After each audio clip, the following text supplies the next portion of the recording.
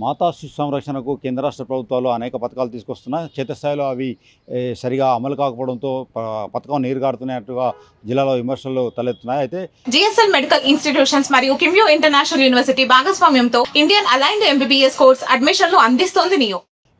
ICDS anganwadi integrated child development scheme కింద అంగన్వాడీల ద్వారా అటు చిన్నారులకు పోషకాహార లోపంతో బాధపడే చిన్నారులకు గుడ్డు పాలు బాలామృతం అందిస్తున్నారు. అదేవిధంగా గర్భిణీ స్త్రీలకు రక్తహీనతతో బాధపడకుండా గర్భిణీ స్త్రీలకు సైతం గుడ్లు పాలు అందిస్తున్నారు. అయితే ఈ పథకం క్షేత్రస్థాయిలో అమలు కావడం లేదని మనకు తెలుస్తుంది. జిల్లాలో ఉన్న 7 ఐసిడిఎస్ ప్రాజెక్టులలో 62,000 మంది చిన్నారులు ఉండగా మొత్తం 2,452 మంది చిన్నారులు పోషకాహార లోపంతో బాధపడుతున్నట్టుగా తెలుస్తుంది. అదేవిధంగా కామేపల్లి మండలంలో 69 మంది, ఖమ్మం గ్రామీణ మండలం రూరల్ మండలంలో 65 మంది, మదిర మండలంలో 49 మంది తీవ్ర పోషకాహార లోపంతో చిన్నారులు బాధపడుతున్నట్టుగా మనకు తెలుస్తుంది. అయితే ఐసిడిఎస్ అధికారుల పర్యవేక్షణ లోపంతో పాటు అటు రికార్డుల్లో మాత్రము లెక్కలు సరిగా చూపుతున్నాయి. ఇటు క్షేత్రస్థాయిలో పథకాలు సరిగా అందడం లేదని విమర్శలు సర్వత్రా వినిపిస్తున్నాయి. అయితే రానున్న రోజుల్లో ఐసిడిఎస్ అధికారులు దీనిపై దృష్టి పెట్టి సమగ్రంగా దృష్టి పెట్టి దీన్ని